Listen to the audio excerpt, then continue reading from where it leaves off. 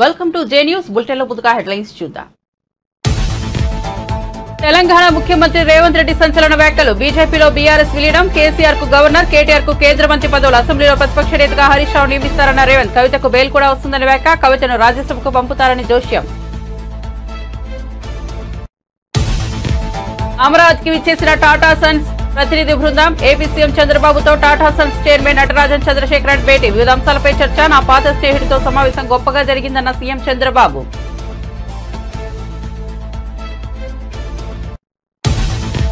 రేవంత్ రెడ్డి విలీనం వ్యాఖ్యలపై స్పందించిన ఈటెల రాజేందర్. సీఎం చేసిన వ్యాఖ్యలో ఎలాంటి నిజం లేదని, అదంతా ఊహాజనితమైన వెల్లడి. కాంగ్రెస్ పార్టీ కావాలని తమపై విష ప్రచారం చేస్తోందని ఆగ్రహం. సీఎం చెప్పినట్లుగా విలీనం జరగదన్న ఈటెల రాజేందర్. తాడేపల్లిలో అన్నా క్యాంటీన్ ను ప్రారంభించిన మంత్రి నారా లోకేష్. పేదలకు స్వయంగా అల్పాహారం వడ్డించిన మంత్రి నారా లోకేష్. నేడు రాష్ట్ర వ్యాప్తంగా 99 అన్నా క్యాంటీన్లు ప్రారంభం. అన్నా క్యాంటీన్ నిర్వహణకు దాతల నుండి భారీగా విరాళాలు. ఇస్రో మరో ఘనత. నిప్పులు చిమ్ముతూ నింగులోకి దూసుకెళ్లిన ఎస్ఎస్ఎల్వి D3. ఎస్ఎస్ఎల్వి D3 ద్వారా ఈఓఎస్ 8 శాటిలైట్ ను పంపిన ఇస్రో. విపత్తుల సమయంలో కీలక సమాచారాన్ని పంపనున్న ఉపగ్రహం. ఏడాది పాటు పనిచేయనున్న శాటిలైట్. ఎమ్మెల్సీలుగా కోదండరాం, అమీర్ అలీఖాన్ ప్రమాణ స్వీకారం. గవర్నర్ కోటాలో ఎమ్మెల్సీలుగా కోదండరాం, అలీఖాన్ ఇద్దరి చేత ప్రమాణ స్వీకారం చేయించిన మండలి చైర్మన్. హాజరైన మంత్రులు పొన్నం, పొంగులేటి.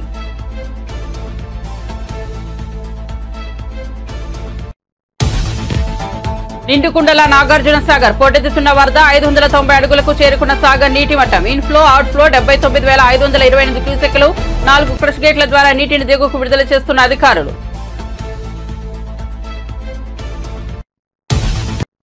ఇక వార్త వివరాల్లోకి వెళ్తే, తెలంగాణ ముఖ్యమంత్రి రేవంత్ రెడ్డి సంచలన వ్యాఖ్యలు చేశారు. ఢిల్లీ పర్యటనలో ఉన్న రేవంత్ మీడియాతో మాట్లాడుతూ త్వరలోనే బీజేపీలో బీఆర్ఎస్ విలీనం అవుతుందని చెప్పారు. కేసీఆర్ కు గవర్నర్ పదవి, కేటీఆర్ కు కేంద్ర మంత్రి పదవిని బీజేపీ ఇస్తుందని తెలిపారు. అసెంబ్లీలో ప్రతిపక్ష నేతగా హరీష్ రావు నియమితులవుతున్నారని చెప్పారు. లిక్కర్ స్కామ్ లో ఉన్న కవితకు బెయిల్ కూడా వస్తుందని, విలీనంలో భాగంగా ఆమెను రాజ్యసభకు పంపుతారని అన్నారు.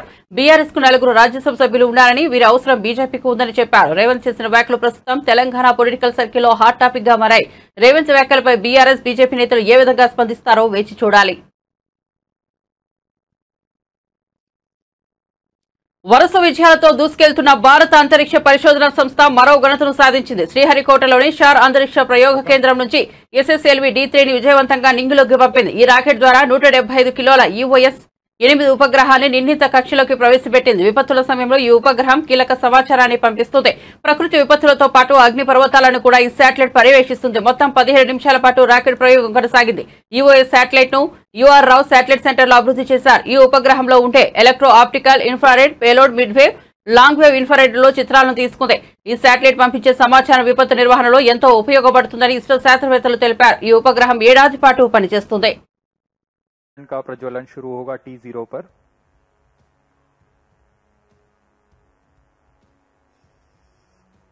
यह मिशन दक्षिणी पूर्वी दिशा का मिशन है।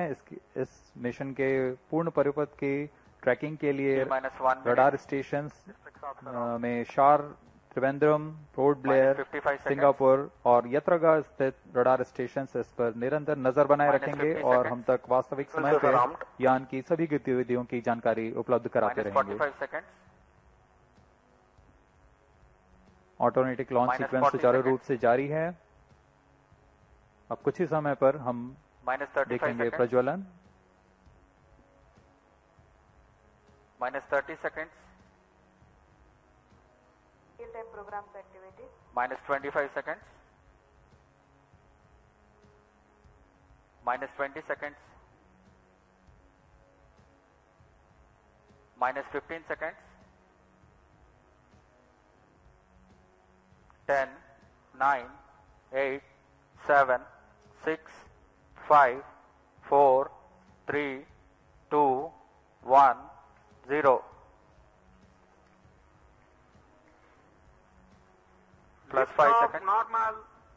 Superb liftoff of SSLV D3 EOS-08 mission. Sleek rocket soaring to the skies. जी हाँ, यह सफलतापूर्वक उत्थापन SSLV D3 लॉन्च व्हीकल का 20 seconds. और यह अपने उद्दिष्ट दिशा की ओर बढ़ चला है। सभी तंत्र सामान्य रूप से कार्य करते हुए Clear weather here in Sriharikota and a good visibility for the flying rocket. Plus 40 seconds. यह तीसरी उड़ान SSLV की अपनी विश्वसनीयता सिद्ध करते हुए यह प्रमोचन यान निकल चला है अपनी उद्देश्य कक्षा की ओर।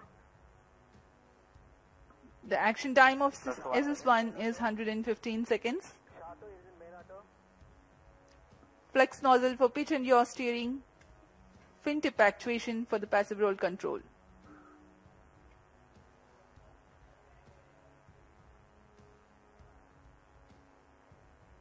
First stage performance normal. यहाँ प्रथम चरण का निष्पादन पूरी तरह सामान्य।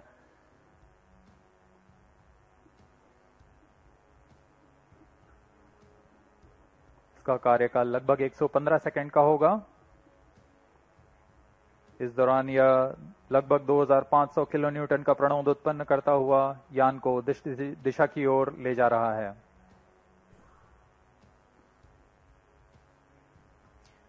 An altitude of close to 68 kilometers in 114 seconds.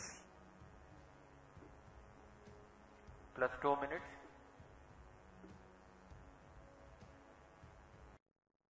AP ముఖ్యమంత్రి చంద్రబాబు టాటా సన్స్ ప్రతినిధి బృందంతో సమావేశం కావడం తెలిసిందే. దీనిపై ఆయన సోషల్ మీడియా ద్వారా స్పందించారు. అమరావతిలో ఇవాళ నా పాత స్నేహితుడు టాటా సన్స్ చైర్మన్ నటరాజన్ చంద్రశేఖరన్తో సమావేశం గొప్పగా జరిగింది. ఆర్థిక అభివృద్ధి, స్వర్ణాంధ్ర ప్యాకేజ్ విజన్ 2047 దృష్టిలో ఉంచుకుని మేధావులు, పారిశ్రామిక దిగ్గజాల సభ్యులుగా ఏపీ ప్రభుత్వం ఓ టాస్క్ ఫోర్స్ ను ఏర్పాటు చేస్తోంది. ఈ టాస్క్ ఫోర్స్ కు నటరాజన్ చంద్రశేఖరన్ కో చైర్మన్ గా వ్యవహరిస్తారని సంతోషంగా ప్రకటిస్తున్నారని తెలిపారు. మంగళగిరి నియోజకవర్గ పరిధిలోని తాడేపల్లి మండలం నులకపేటలో శుక్రవారం మంత్రి నారా లోకేష్ అన్నా క్యాంటీన్ ను ప్రారంభించారు. ఈ సందర్భంగా లోకేష్ స్వయంగా పలువురికి అల్పాహారం వడ్డించారు. ముఖ్యమంత్రి చంద్రబాబు నాయుడు గుడివాడలో అన్నా క్యాంటీన్ ను ప్రారంభించిన సంగతి తెలిసిందే. రాష్ట్ర వ్యాప్తంగా తొలి విడతగా 100 అన్నా క్యాంటీన్లను ప్రారంభించే క్రమంలో భాగంగా 99 అన్నా క్యాంటీన్లు ప్రారంభం కానున్నాయి. వీటిని మంత్రులు, ఎమ్మెల్యేలు, టీడీపీ సీనియర్ నేతలు ఆయా నియోజకవర్గాల్లో ప్రారంభిస్తున్నారు. క్యాంటీన్ తో ఆకలికి ఫుల్ స్టాప్ పెట్టింది తెలుగుదేశం, జనసేన, భారతీయ జనతా పార్టీ ప్రభుత్వం. గతంలో చంద్రబాబు నాయుడు గారు ముఖ్యమంత్రి ఉన్నప్పుడు 2018లో అన్న క్యాంటీన్ ప్రారంభించడం జరిగింది. దాంట్లో భాగంగా 203 అన్న క్యాంటీన్లు ఆనాడు ప్రారంభించాం. బాబు సూపర్ 6 హామీల్లో కూడా అన్న క్యాంటీన్ గురించి మాట్లాడటం జరిగింది.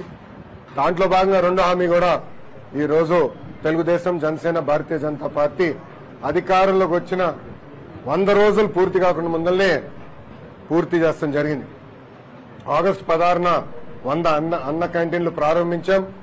మిగతా అన్న క్యాంటీన్లు కూడా యుద్ధ ప్రాతిపదికంగా మేము ప్రారంభిస్తాం. గతంలో మనం చూసాం, జగన్మోహన్ రెడ్డి గారు ముఖ్యమంత్రి అయిన తర్వాత ఒకే ఒక సంతకంతో అన్న క్యాంటీన్ కి ఫుల్ స్టాప్ పెట్టారు.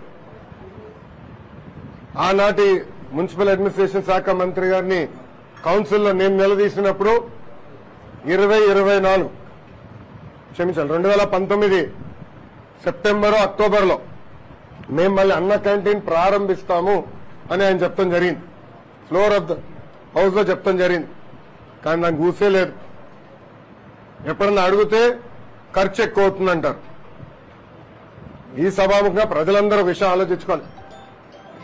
జగన్మోహన్ రెడ్డి గారు ఆయన ఫోటో మన ఇంటి పట్టాలు, భూ పట్టాల పైన, అదేవిధంగా సర్వే రాయల పైన వేసుకునేదానికి సుమారుగా 700 కోట్ల రూపాయలు ఖర్చు పెట్టారు. ఇంకో పక్కన ఆయన ఉండేదానికి విశాఖపట్నం ఋషికొండలో 500 కోట్ల రూపాయలు ఖర్చు పెట్టి ఒక అద్భుతమైన ప్యాలెస్ కట్టుకుంటాం జరిగింది. ఇంతేకాదు, ఆయన సొంత పేపర్, అందుకే సాక్షి వచ్చారా లేదా అని అడిగిన, సొంత పేపర్ సాక్షికి ఎవరికి రాని యాడ్స్ 50% ఐఎన్పిఆర్ బడ్జెట్ ద్వారా సుమారుగా 400 కోట్ల రూపాయలు 5 సంవత్సరాల్లో ఆయన సొంత పేపర్ కి ఇచ్చుకుంటాం జరిగింది. సంవత్సరానికి ఈ 203 అన్న క్యాంటీన్లు నడిపించాలంటే సుమారుగా 200 కోట్ల రూపాయలు ఖర్చు అవుతుంది. అంటే జగన్మోహన్ రెడ్డి కట్టుకున్న ప్యాలెస్ బదులు నిరుపేద కుటుంబాలకి అన్నం 3 పూటలు పెట్టుంటే, భోజనం 3 పూటలు పెట్టుంటే 2.5 సంవత్సరాలు ఆ డబ్బులతో పెట్టుండొచ్చు. లేదంటే సాక్షికి ఇచ్చిన డబ్బుల ద్వారా 2 సంవత్సరాలు పెట్టుండొచ్చు. లేదంటే ఆయన రాలేసుకున్నాడే, ఇది సర్వే రాలు, లేదంటే ఆయన మొహం పెట్టుకున్నాడే ఏదో మన ఇది పాస్బుక్ మీద, దాని ఖర్చు పెట్టి బదులు అన్న క్యాంటీన్ కానీ డబ్బులు పెట్టుంటే 3 సంవత్సరాలు నడిపించుండొచ్చు, 3.5 సంవత్సరాలు నడిపించుండొచ్చు. ఈ సభాముఖంగా ప్రజలందరినీ ఆలోచించమంటున్నా. విశ్వవిఖ్యాత నరసార్వభౌమ స్వర్గీయ శ్రీ నందమూరి తారక రామారావు గారు పదే పదే చెప్పారు, పేద ప్రజలే మా దేవుళ్ళని. నాడు నేడు ఎప్పుడు తెలుగుదేశం, జనసేన, భారతీయ జనతా పార్టీ నిరుపేద కుటుంబాల గురించి ఆలోచిస్తుంది. దాంట్లో భాగంగా మూసేసిన అన్న క్యాంటీన్ తిరిగి మేము ప్రారంభించాం. ఈరోజు ఎక్కడ బాధ వేస్తుందంటే, వైకాపా పార్టీకి చెందిన ఒక ఎమ్మెల్యే పేదవాళ్ళని ఎగతాళి చేస్తూ బిచ్చగాలని ప్రశ్నించారు. చాలా బాధ వేస్తుంది.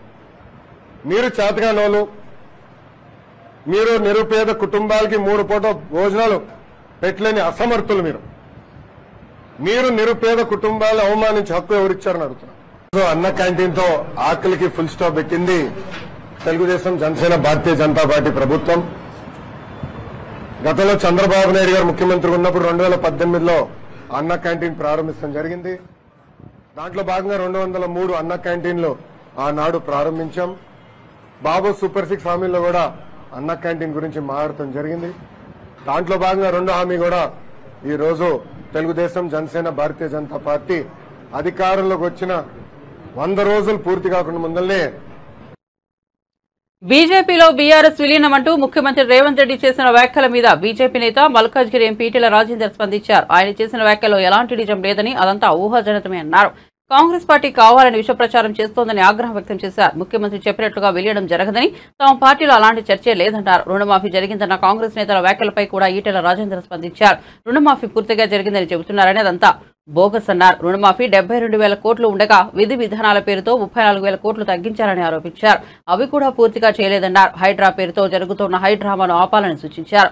అక్రమ కట్టడాలు జరగకుండా చూడాలని సూచించారు.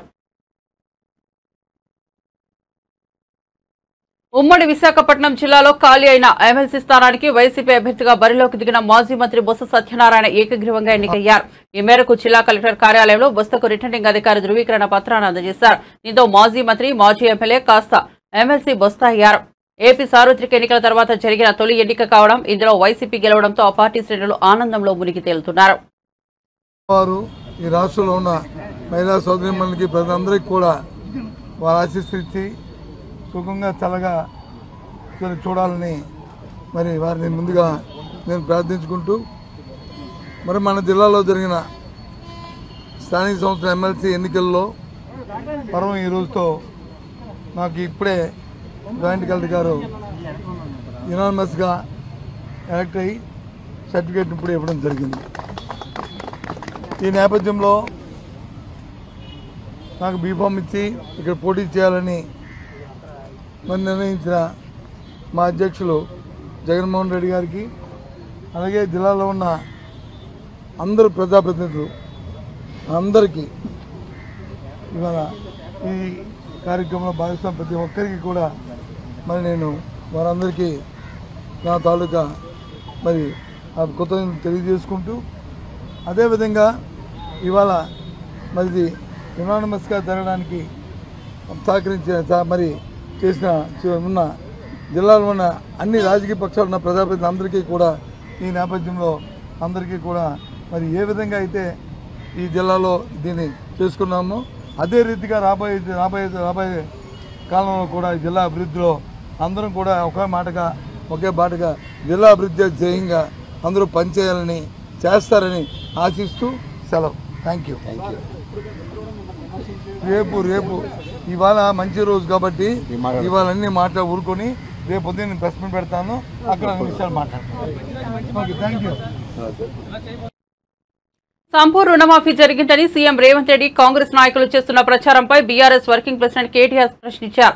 100% రుణమాఫీ ఎక్కడ జరిగిందని కాంగ్రెస్ నాయకులను ఆయన ప్రశ్నించారు. రుణమాఫీపై మీరు చెప్పిన మాటలో నిజం 1% నిజం ఉన్నా సరే సెక్యూరిటీ లేకుండా నీ కొడంగల్ నియోజకవర్గానికి రావాలని సవాల్ విసిరారు. కొడంగల్ నియోజకవర్గంలో ఏ గ్రామంలో అయినా సరే 100% రుణమాఫీ జరిగిందని చెప్పితే అక్కడికక్కడే రాజీనామా చేస్తానని అన్నారు. రాజకీయాలు వదిలేసి ఇంట్లోనే కూర్చుంటానని స్పష్టం చేశారు.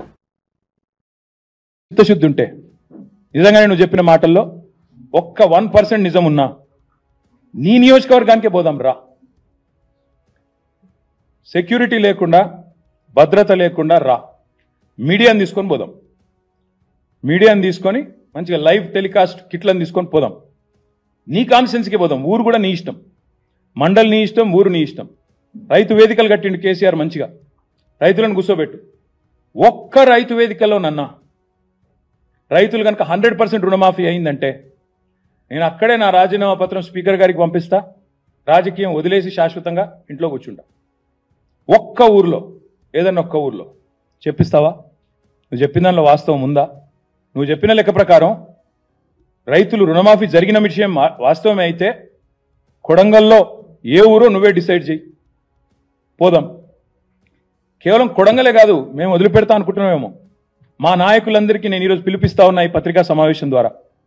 రాష్ట్రంలోని ప్రతి నియోజకవర్గంలో మేము చాలా ఊర్లు తిరుగుతాం ఇప్పటి నుంచి. ఈ పచ్చి మోసం ఏదైతుందో దీన్ని ఎండగట్టడానికి బీఆర్ఎస్ పార్టీ నాయకత్వం. మొన్న మా తమ్ముడు వివేక్ గారు ఎట్లా కుత్బుల్లాపూర్ రూరల్ మండల్లో ఎంతమంది ఉంటే ఎంతమందికి అయిందో మొన్న వచ్చి ఇక్కడ ప్రెస్ మీట్ పెట్టి మరీ లెక్క చెప్పినాడు. రుణమాఫీ విషయంలో 1000 మంది ఉంటే కేవలం 100 మందికి ఇచ్చి మేము మొత్తం కంప్లీట్ చేసినామని పోజులు కొడితే ప్రధాన ప్రతిపక్షంగా మా బాధ్యత మీ వాదనలోని డొల్లతనాన్ని ఎండగట్టడం.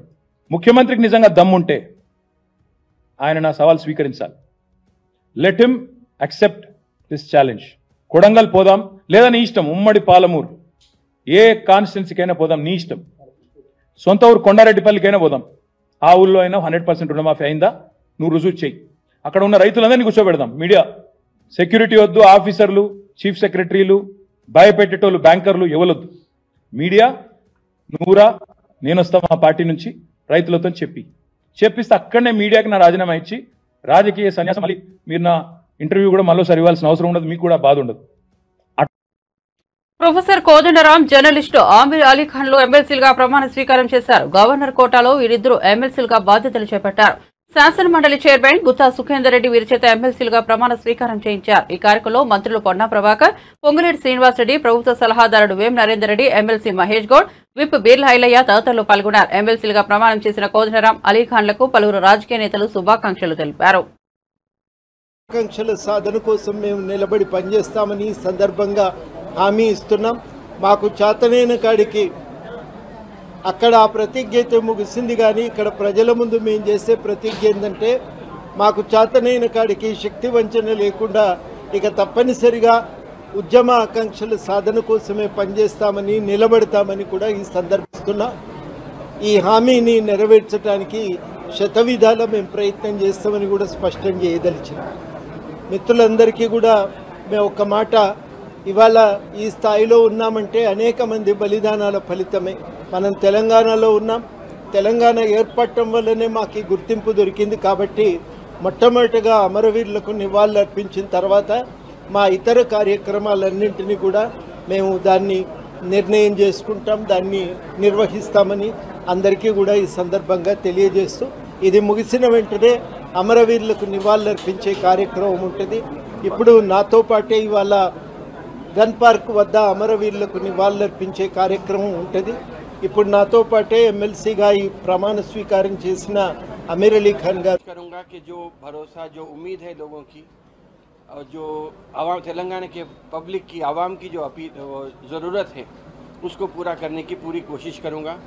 और अब इतने साल से जो काम हो रहा था सोशल सर्विस का, अब एक क़ानूनी तौर पे हम काम करने के अहल बने हैं. तो मैं समझता हूँ कि प्रोफेसर कोदंडराम रेड्डी साहब हैं और हम दोनों मिलके तेलंगाना के लोगों की जो మంగళగిరి రూరల్ పోలీస్ స్టేషన్లో విచారణకు మాజీ మంత్రి జోగి రమేష్ హాజరయ్యారు. చంద్రబాబు ఇంటిపై దాడి చేసిన కేసులో పోలీసులు ఆయన్ను ప్రశ్నిస్తున్నారు. కాగా ఆయన కుమారుడు జోగిరాజును 3 రోజుల కిందట అగ్రిగోల్డ్ భూముల వ్యవహారంలో అరెస్ట్ చేశారు. అదే రోజు సాయంత్రం జోగి రమేష్ ను పోలీస్ స్టేషన్లో హాజరు కావాలని కోరగా ఆయన రాలేదు. స్టేషన్ కు రావాల్సిందేనంటూ పోలీసులు మరోమారు తెలపడంతో ఆయన మంగళగిరి రూరల్ డీఎస్పీ ఆఫీసులో హాజరయ్యారు. గతంలో చంద్రబాబు ఇంటిపై దాడి కేసులో ఆయన ప్రధాన నిందితుడిగా ఉన్నారు. ఆ సమయంలో ఆయన వందలాది మంది కార్యకర్తలను వెంట వేసుకుని వెళ్లి హల్చల్ చేశారు. అప్పట్లో ఆ కేసును నీరుగార్చేలా చేశారు. కూటమి ప్రభుత్వం ఏర్పడిన తర్వాత ఆ కేసును బయటకు తీసి నోటీసులు ఇచ్చారు. 3 రోజుల నుంచి తప్పించుకుని తిరుగుతున్న ఆయన పోలీసుల హెచ్చరికతో ఎట్టకేలకు హాజరయ్యారు. అంతేకాని ధన్మని తీసుకొచ్చిన అన్ని వందలు ఎక్కించాల. నాయుడు గారి దగ్గరికి ఇంటి దగ్గరికి వెళ్ళవలసి వచ్చింది. ఎందుకు నిరసన తెలియజేయవలసి వచ్చింది? ఆ పరిణామాలన్నీ కూడా మాజీ మంత్రి ప్రస్తుత స్పీకర్ అయ్యన్న పాత్రుడు గారు గౌరవ ముఖ్యమంత్రి ఆనాటి ముఖ్యమంత్రి జగన్మోహన్ రెడ్డి గారిని ఉద్దేశించి సభ్య సమాజం తలదించుకునే విధంగా మాట్లాడిన భాష చాలా అప్రతిష్ట పాలు చేసే విధంగా, రాజకీయ వ్యవస్థని దిగజార్చే విధంగా నా కొడక, అట నా కొడక, ఇట నా కొడక అని చెప్పేసి చాలా చండాలంగా మాట్లాడిన భాషకి నా మనసు చెలించింది. కాబట్టి రాజకీయాల్లో ఇటువంటి వ్యక్తులు కూడా ఉంటారా? ముఖ్యమంత్రిని పట్టుకొని అటనా కొడక, ఇటనా కొడక, అమ్మనా బూతులు తింటే సాంప్రదాయం కరెక్టా అని చెప్పేసి మనసు చివుమంది. చంద్రబాబు నాయుడు గారి దగ్గరికి వెళ్ళి తెలియజెప్తే 40 సంవత్సరాల సుదీర్ఘ అనుభవం ఉన్న చంద్రబాబు నాయుడు గారు అన్న అటువంటి వ్యక్తుల్ని మందలిస్తాడు. మందలిస్తే రాజకీయాల్లో కొంచెం విలువలు పెరుగుతాయన్న ఉద్దేశంతో ఆ రోజున చంద్రబాబు నాయుడు గారి ఇంటి దగ్గరికి వెళ్ళి నిరసన తెలియజేద్దామని చెప్పేసి వెళ్ళిన సందర్భంలో అక్కడ వెళ్ళిన నా మీదే దాడి జరగటం, నాతో పాటు వచ్చిన వాళ్ళని కొట్టడం, నా కారుని ధ్వంసం చేయడం, ఇవన్నీ కూడా జరిగిన పరిస్థితులన్నీ కూడా మీడియా ద్వారా ప్రజలందరూ కూడా చూశారు. నేను ఇప్పటికీ చెప్తా ఉన్నాను, రాజకీయాల్లో విలువలు, విశ్వసనీయత అవసరం. ఈరోజు గతంలో మేమున్నాం, ఈరోజు మీరు వచ్చారు. మిమ్మల్ని ప్రజలు చాలా బ్రహ్మాండమైన మ్యాండేట్ గెలిపించారు. మీరు చేయవలసిన బాధ్యతలు చాలా ఉన్నాయి. కానీ జోగి రమేష్ని అరెస్ట్ చేద్దామా, జోగి రమేష్ కొడుకుని మానసికంగా ఒత్తిడి చేద్దామా, అరెస్టు చేసి సబ్జైల్లో పెట్టాం. ఇవన్నీ క్షణికావేశం, మనం ఆనందం పొందటానికి పనికొచ్చే తప్ప చరిత్ర మరీ పునరావృతం అవుతుంది. దయచేసి పాలకులు ఆలోచన చేసుకోమని అడుగుతా ఉన్నాం. ఇది కక్ష సాధింపు కుట్రలతో రాజకీయాలు చేస్తే మరలా మీరు మనుగడ సాధించలేదు. ప్రజలు చూస్తూ ఉన్నారు. అభంశోభం తెలియని నా కొడుకు మీద ఎగిరిగోల్డ్ ఏంటి, ఎగిరిగోల్డ్ ఆశ ఎవడన్నా కొంటాడండి? డబ్బులు పెట్టి మీరు ఏ విధంగా కొనుక్కున్నారో మేము అదే విధంగా కొనుక్కున్నాం కదా. పేపర్ నోటిఫికేషన్ ఇచ్చి, ఈనాడు పేపర్లో పబ్లిక్ నోటిఫికేషన్ ఇచ్చి కొనుక్కున్న ఆస్తి, దాన్ని మరలా ఆ భూమిని మేము వాళ్ళు కూడా పేపర్ నోటిఫికేషన్ ఇచ్చి అమ్ముకోవడం జరిగింది. ఇంత జరిగితే అభంశం తెలియని నా కొడుకు మీద నా మీద కక్ష ఉంటే ఉండొచ్చు. చంద్రబాబు నాయుడు గారి ఇంటికి నిరసన తెలియజేయడానికి వెళ్ళాను కాబట్టి నా మీద కక్ష ఉండొచ్చేమో. ఆ కక్ష సాధింపు నా మీద ఉండొచ్చు. కానీ అమెరికాలో ఎంఏ చేసి డెలాయిట్లో జాబ్ చేస్తూ ఎన్నికల్లో నాకు సహకరించాలని వచ్చిన నా కొడుకు మీద కేసు పెట్టి, అక్రమ కేసు, ఎటువంటి చిన్న పొరపాటు చేయన అటువంటి నా కుటుంబం మీద, నా కొడుకు మీద కేసు పెట్టారు, సబ్ జైలుకు పంపించారు. మీ కళ్ళు చాలా ఆనందంతో ఉండుంటాయి. చాలామంది మాట్లాడుతూ ఉన్నారు, దానికి కూడా సమాధానం చెప్తా. మీడియా ద్వారా అన్నీ కూడా రికార్డు మొత్తం కూడా ఇవ్వబోతా ఉన్నాం మీ అందరూ కూడా. దయచేసి ఈరోజు ఆనందంగా ఉండి, పంతులుగా ఉండి జోగి రమేష్ని తిడితేనో మా పదవులు కొనసాగుతాయని చెప్పేసి, పదవులు రాని వాళ్ళు జోగి రమేష్ని తిడితే 3 రాష్ట్రాల పోలీసులకు కంటి మీద కునుకు లేకుండా చేస్తున్న అంతరాష్ట్ర దొంగను అరెస్ట్ చేశారు చందానగర్ పోలీసులు. ఆంధ్రప్రదేశ్, తెలంగాణ, కర్ణాటక రాష్ట్రాల మోస్ట్ వాంటెడ్ క్రిమినల్ను సైబరాబాద్ పోలీసులు ఎట్టకేలకు పట్టుకున్నారు. వరుస దొంగతనాలు చేస్తూ పోలీసులను ముప్పతిప్పలు పెట్టిన నెహమ్యాని అలియాస్ బ్రూస్లీ చంద్రానగర్ పోలీసులకు పట్టుబడ్డారు. Madhapur DGP Vineet Kumar, ADCP Jayaram, Miyapur ACP Narasimharao, Chandranagar CI పాలవెల్లితో కలిసి వివరాలు వెల్లడించారు. చంద్రానగర్ పోలీస్ స్టేషన్ పరిధిలో ఈ నెల 10న ఓ ఇంట్లో చోరీ జరిగింది. దీనిపై బాధిత కుటుంబాల సభ్యులు పోలీసులకు ఫిర్యాదు చేశారు. కేసు నమోదు చేసిన పోలీసులు విచారణ చేపట్టి సీసీ కెమెరాల ఆధారంగా నిందితుడిని అరెస్ట్ చేశారు. మనకు ఒక కంప్లైంట్ వస్తుంది, వాళ్ళ ఇంట్లో దొంగతనం అయిందని. తర్వాత అది అక్కడ మన క్లూస్ టీం వెళ్ళి ఛాన్స్ ప్రింట్ తీసుకొని ఛాన్స్ ప్రింట్ కంపేర్ చేసగా అది చేసిన వాళ్ళు A1 నెహమియా అలియాస్ బ్రూస్లీ అని తెలుస్తుంది. Is a known offender. By that time already అతని మీదే 53 కేసెస్ ఉన్నాయి అండ్ 10 సార్లు జైలుకి వెళ్ళి వచ్చాడు. అయినా కానీ మార్చుకోలేదు. మళ్ళీ దీనికి మొదలుపెట్టాడు దొంగతనానికి. సో ఇట్లా అతను 2-3 ఇల్లు ఒకే రోజు చేసేసి వెళ్ళిపోతాడు. మన టీం ఇతన్ని వెతుకుతుంటుంది. Is a seasoned person. ఇతన్ని పట్టుకోవడం ఎందుకంటే ఇతను మిగతా వాళ్ళలాగా అలాంటి క్లూస్ అవి ఏమీ చేయడు. బట్ ఇతను మోడస్ ఆపరెండి రాడ్ ఉపయోగించి ఆ లాక్ని ఓపెన్ చేస్తాడు. ఆ పర్టికులర్ మెథడాలజీలో చేస్తాడు.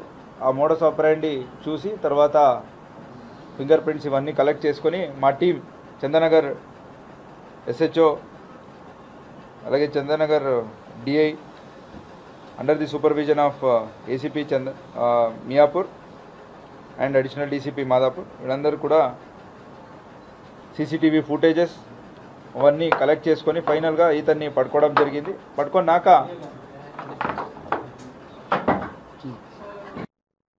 సమయం ఉంటేనే పెంపుడు జంతువులను పెంచుకోవాలని సినీ నటుడు విజయ్ దేవరకొండ సూచించారు. వాటితో గడిపే క్షణాలు ఎంతో ఉల్లాసాన్ని ఇస్తాయన్నారు. హైదరాబాద్ లో ఓ ప్రైవేట్ పేట ఆసుపత్రిని తన సోదరుడు ఆనంద్ దేవరకొండతో కలిసి విజయ్ లాంఛనంగా ప్రారంభించారు. ఈ సందర్భంగా పెంపుడు జంతువులపై తమ కుటుంబానికి ఉన్న ఆసక్తిని వివరించిన విజయ్ విదేశాల తరహాలో పెంపుడు జంతువుల సంస్కృతి మన దేశంలోని ఇప్పుడిప్పుడే పుంజుకుంటుందన్నారు. పెంపుడు జంతువుల కోసం అవసరమైన సౌకర్యాలు, వైద్య సదుపాయాలను హైదరాబాద్ సహా దేశంలోని వివిధ ప్రాంతాల్లో అభివృద్ధి చేస్తున్నారని విజయ్ తెలిపారు. You need to spend lots of time, so just don't look at pet unte cool untadani eppudu pets తీసుకురాకూడదు. ఎందుకంటే it's a lot, so people get pets. I know that everybody who has a bad experience just wants a good looking pet or a pet at home to make them happy, and కానీ there's a lot of work, so be prepared that it's like మన ఇంట్లోకి ఒక responsibility, ఒక baby మన ఇంట్లోకి వస్తుంది, దాన్ని చూసుకునే అంత రెస్పాన్సిబిలిటీ టైం ఇవ్వగలితే అంత ప్రేమ ఉంటేనే తీసుకురావాలి. Otherwise it's better avoid it. ఎగువ నుంచి భారీగా వస్తున్న వరద నీటితో నాగార్జున సాగర్ డ్యాం నీటికుండలా మారింది. జలాశయంలోని నీటి మట్టం పూర్తి స్థాయికి చేరుకుంది. దీంతో ఎగువ నుంచి వస్తున్న నీటిని అదే స్థాయిలో దిగువకు విడుదల చేస్తున్నారు. డ్యాం 4 క్రష్ గేట్ల ద్వారా అధికారులు నీటిని దిగువకు వదులుతున్నారు. ప్రస్తుతం డ్యాం ఇన్ఫ్లో, అవుట్ఫ్లో రెండు 79,528 క్యూసెక్కులుగా ఉంది. సాగర్ పూర్తి స్థాయి నీటి మట్టం 590 అడుగులు కాగా ప్రస్తుత నీటి మట్టం 590 అడుగుల వద్ద కొనసాగుతోంది. పూర్తి స్థాయి నీటి నిల్వ సామర్థ్యం 312.50 టీఎంసీలు కాగా ప్రస్తుత నీటి నిల్వ 312 టీఎంసీలుగా ఉంది. బులెటిన్ ముగించే ముందు హెడ్లైన్స్ మరోసారి చూద్దాం.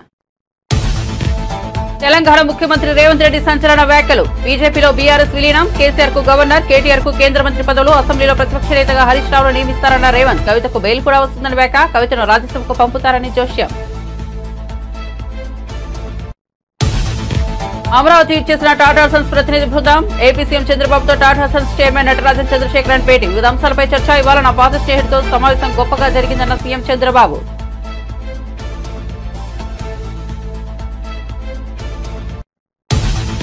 రేవంత్ రెడ్డి విలీనం వ్యాఖ్యలపై స్పందించిన ఈటెల రాజేందర్. సీఎం చేసిన వ్యాఖ్యల్లో ఎలాంటి నిజం లేదని, అదంతా ఊహాజనితమైన వెళ్లని, కాంగ్రెస్ పార్టీ కావాలని తమపై విష ప్రచారం చేస్తోందని ఆగ్రహం. సీఎం చెప్పినట్టుగా విలీనం జరగదన్న ఈటెల రాజేందర్.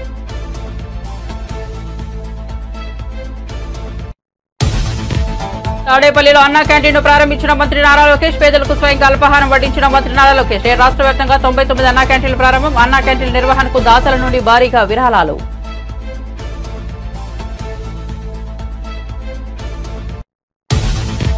ఇస్రో మరో ఘనత. నిప్పులు చెబుతూ నింగిలోకి తీసుకెళ్లిన SSLV D3. SSLV D3 ద్వారా EOS 8 శాటిలైట్ ను పంపిన ఇస్రో. విపత్తుల సమయంలో కీలక సమాచారాన్ని పంపిన ఉపగ్రహం. 7 ఏడాది పాటు పనిచేయనున్న శాటిలైట్. ఎమ్మెల్సీలుగా కోదండరాం అమీర్ అలీఖాన్ ప్రమాణ స్వీకారం. గవర్నర్ కోటాల ఎమ్మెల్సీలుగా కోదండరాం అలీఖాన్ ఇద్దరి చేత ప్రమాణ స్వీకారం చేసిన మండలి చైర్మన్. హాజరైన మంత్రులు పొన్నం పొంగులేటి.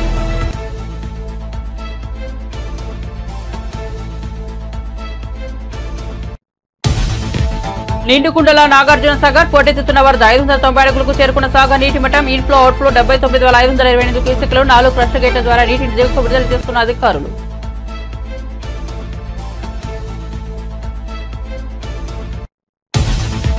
మరిన్ని అప్డేట్స్ కోసం చూస్తూనే ఉండండి జే న్యూస్.